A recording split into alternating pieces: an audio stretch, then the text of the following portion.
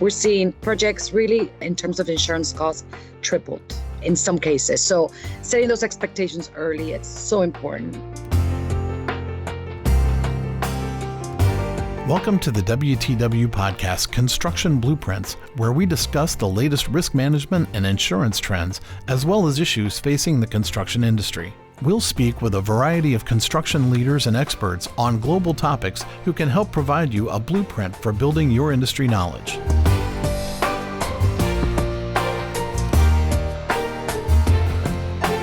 Welcome back to Construction Blueprints episodes on renewable energy. In this episode, we're presenting the second half of our conversation with Steve Munday, Global Renewable Energy Leader, Alan McShane, Global Head of Engineering for Natural Resources, and Maria Sanchis, Head of Construction Latin America, and we'll resume with the million-dollar question. So, Steve, Alan, Maria, you've made some very valid points there, and the million-dollar question on my mind is the global inflation versus escalation uplifts. How are we ensuring that the right values are being insured? Steve? It is a challenge. I think most clients, contractors and operators, they're obviously aware of the macroinflationary impact. They are looking at what it means to them in terms of the reinstatement values. We see many clients engaging in independent valuers. We see other clients who are regularly bidding for projects, working with their internal teams to assess, what inflation means to the current cost of projects. Ultimately, there is the responsibility to ensure for new reinstatement value. Frequently, particularly for finance projects, this is underpinned by a mandated requirement for lenders to make sure that you're insuring for appropriate NRVs. So on the PD side, we are seeing increases flowing through, and it is a very difficult process because of the consequence relative to the technical rate increase, plus the rate of inflationary increase to the assets, which frequently, unfortunately, is creating double-digit increases in premium models. So there is that factor, and there's also the factor around loss of revenue, which, as I mentioned earlier, there's quite a buoyant market at the moment. We are seeing, inflationary increases on what was predicted revenue streams in a positive way sometimes for clients. And many times it's capped out by different governments. But that has to be brought in and factored into the insurance risk transfer proposition, together with, as we mentioned, the length of time that you're paid for your loss of revenue, the indemnity periods. Are they appropriate 12, 15, 24 months? Steve, in your view, is the global inflation, it's not uniform. In my view, I don't think it's uniform. I think it's nuanced. I think that's the challenge that the projects and valuation entities have with this situation, is that it might initially been, say back in the beginning of 2022, inflation was basically high across the board, but now it's more patchy. Would you agree with that, or do you have a different view?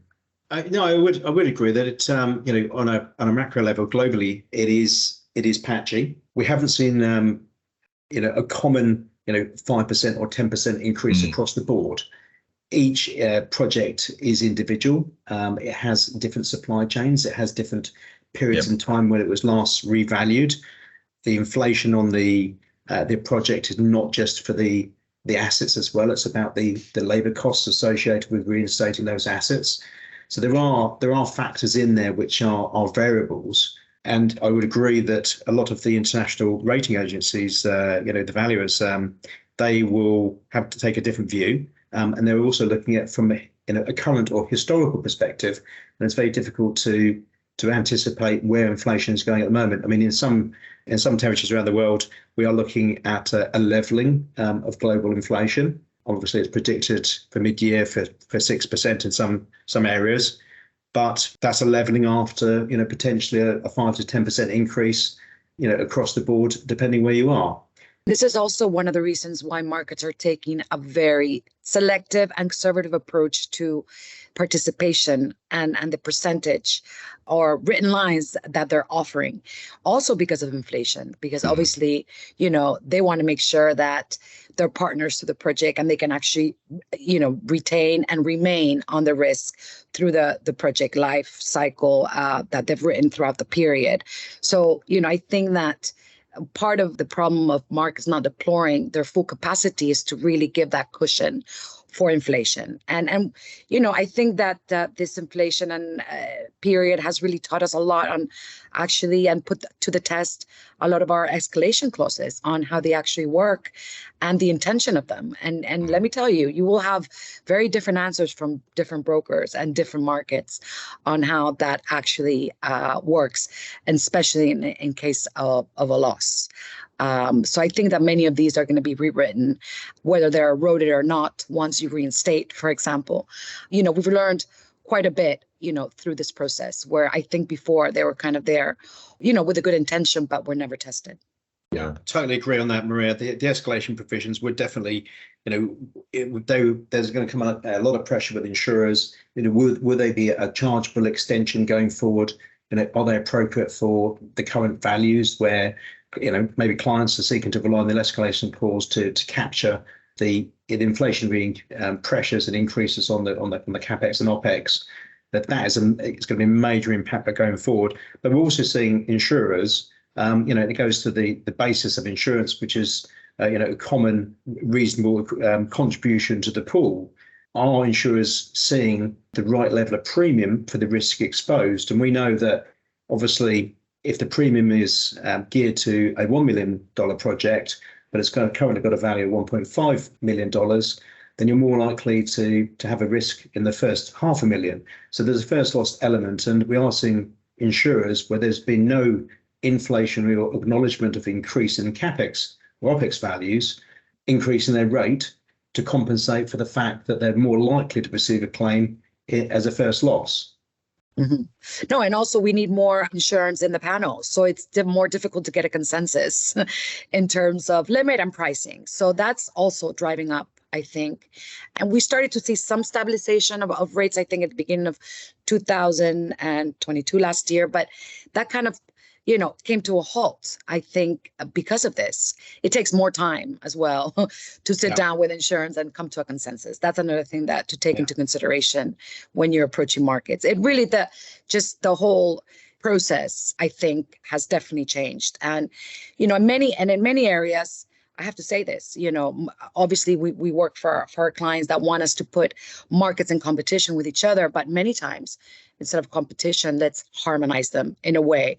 So we get it done. So really, that pressuring of the markets, we need to be a little bit careful on what the goal, and the end game is to that pressure for better terms. We see, Maria, that the EPC contract price is normally the base assessment of what is the reinstatement value for a particular project. That may be a price that was fixed as a turnkey some time ago when the project was bid, and between the bid, the final award and the construction of the project, when you get to the end of the project testing, commissioning, is that the appropriate value for the reinstatement versus sometimes multiple years of inflation?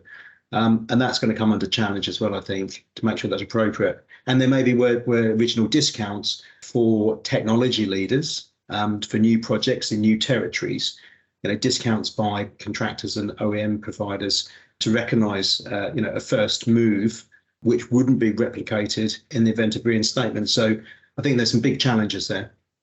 So we have discussed projects under construction, but we have to look into the future when these projects get moved over to an operational program.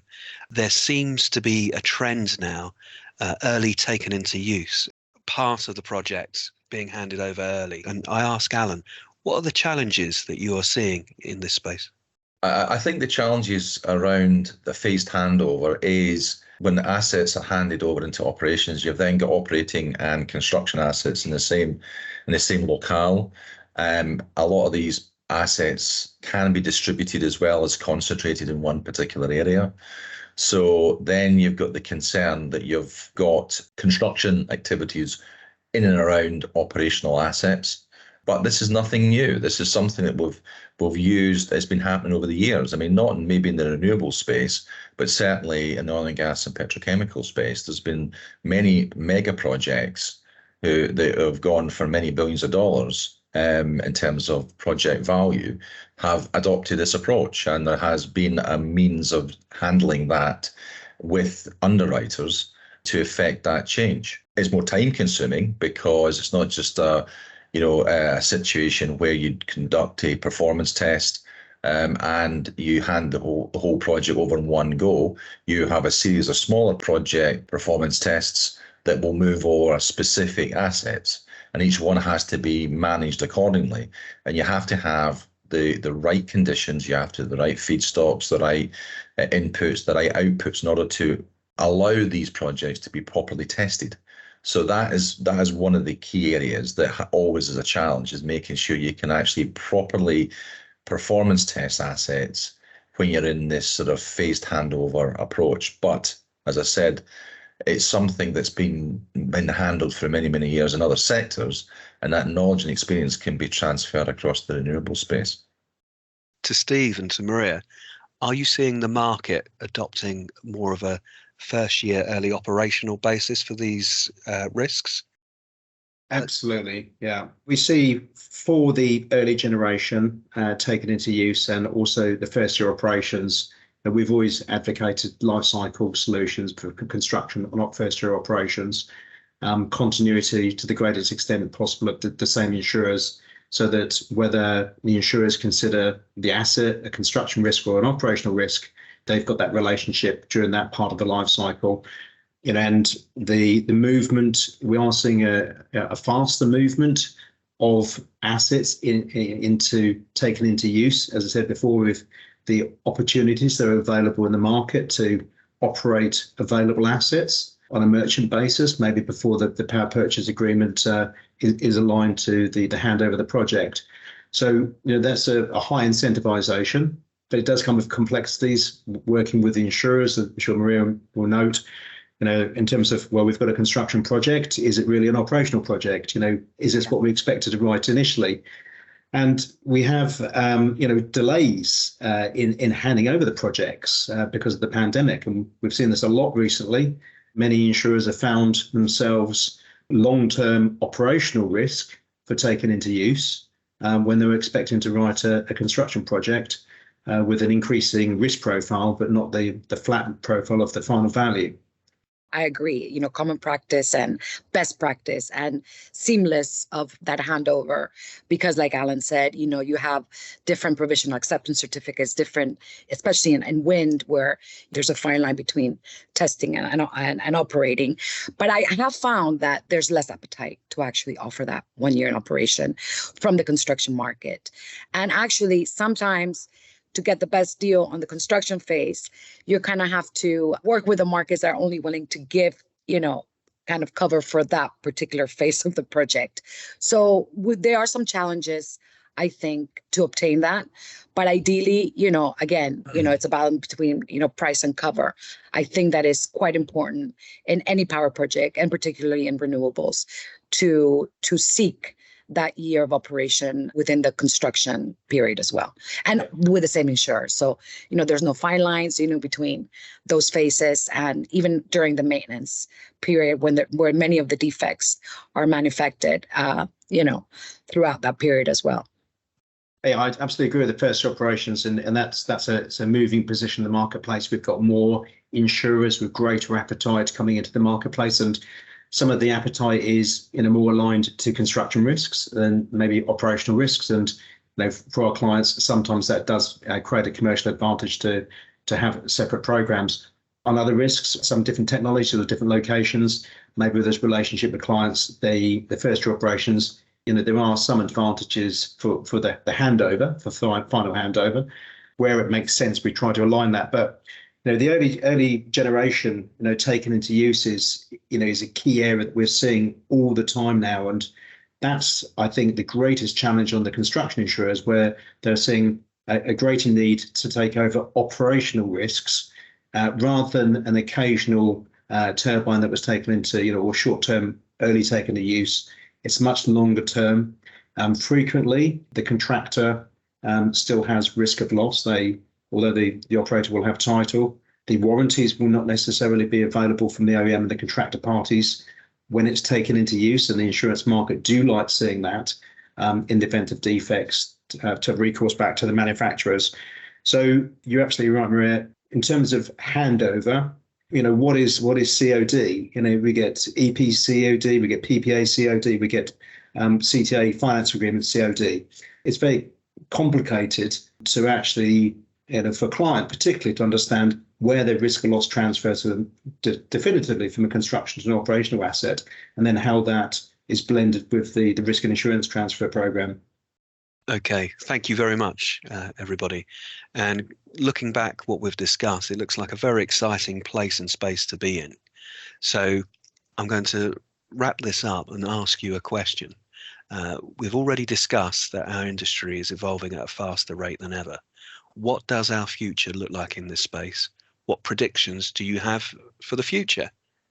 And I'll start with Steve. Well, I think tomorrow is going to look very green, of course, and net zero by 2050, absolutely. But I think we need to be cognizant of the fact that it's a global energy transition. So tomorrow will change at a pace that clients and industry, and everyone can manage, and that the insurance market should support that. I do think that hydrogen will play a major role as in its own industry group going forward. And I think we are going to see a lot of offshore wind, floating offshore wind opportunities. Mm-hmm. We're going to see more transitional technologies between, that support the energy transition between conventional and renewable power generation.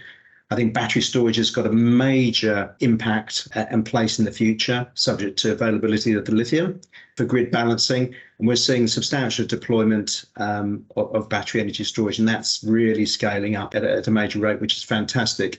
I do think the future for us will probably level out with European wind technology as they focus back on getting it right. We've got very large technology at the moment in terms of onshore and offshore.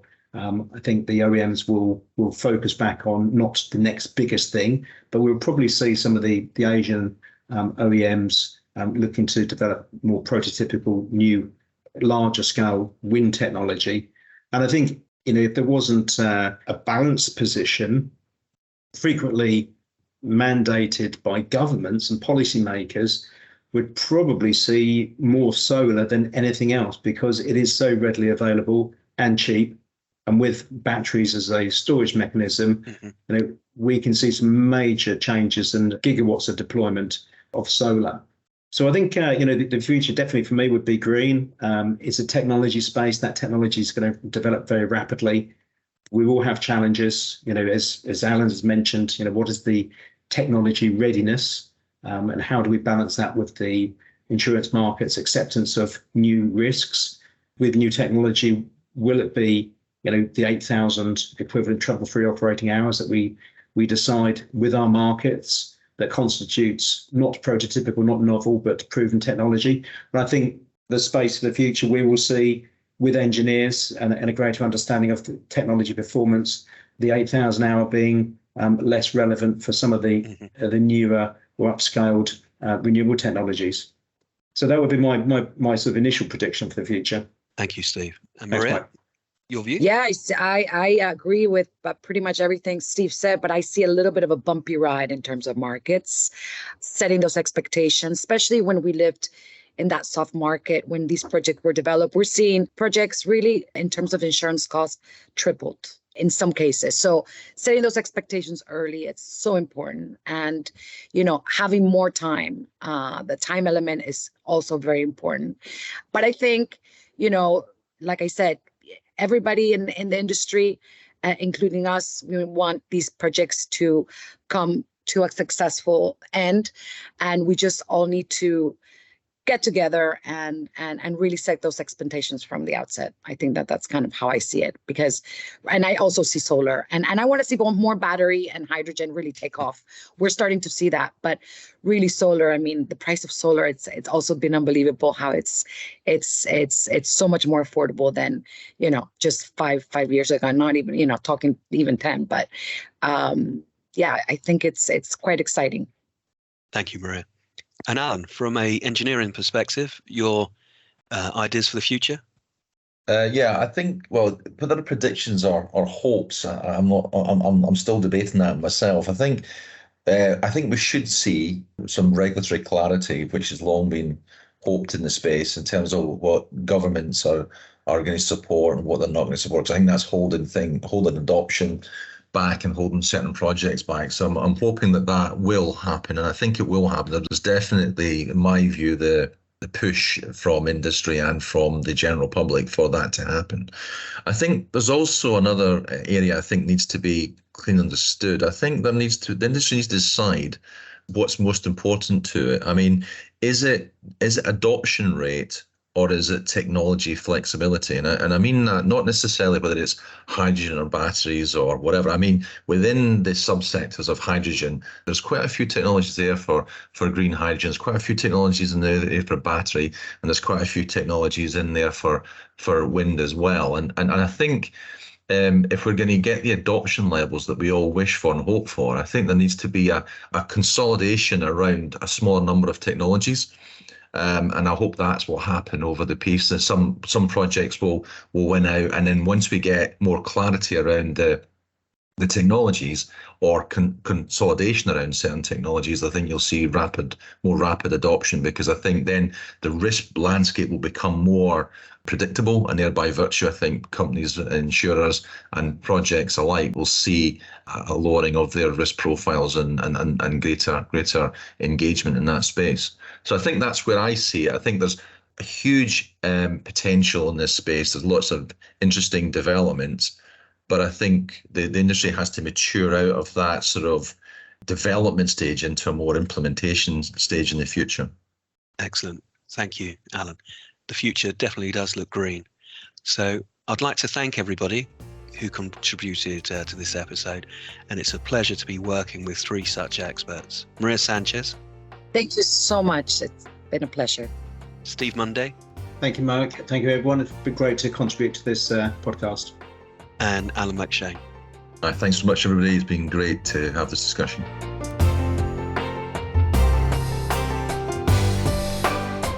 Thank you for joining this WTW podcast featuring the latest thinking and perspectives on people, capital, climate, and risk in the construction industry.